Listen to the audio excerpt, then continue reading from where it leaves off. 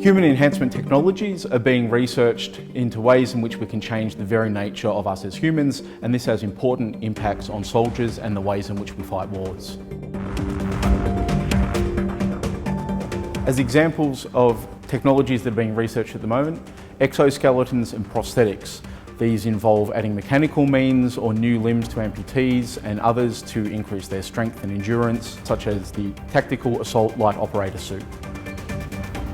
We have cognitive enhancements. These involve pharmaceuticals, brain stimulation, electronic brain stimulation and other means to reduce the need for sleep and increase the capacity to operate under stress.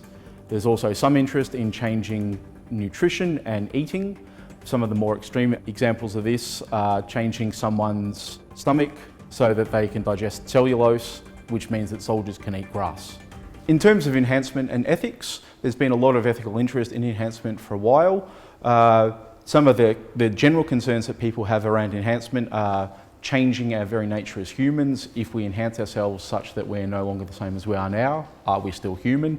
This has an important potential impact in terms of warfare and military practice, because if our enemies see us as no longer human, then they might be treating us quite differently. For instance, if you see someone in an exoskeleton coming to attack you, you might not think of them as human and you might not afford them the normal concern that one gives to a soldier in war. Another set of concerns come from informed consent, where we worry about whether the subject of research or the receiver of enhancement can effectively give consent to this. This is particularly interesting or relevant in the military context because militaries have hierarchical command structures and soldiers are told to follow commands quite often without the need to question those commands. Another more important or more relevant set of concerns around enhancement in the military context build off the notion of enhancing someone's cognition and then their capacity to follow the laws of armed conflict.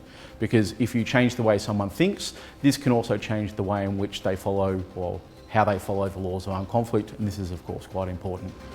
If we look at the history of enhancement, it goes back a long way. The use of nutrition and training to increase the capacity to win a war.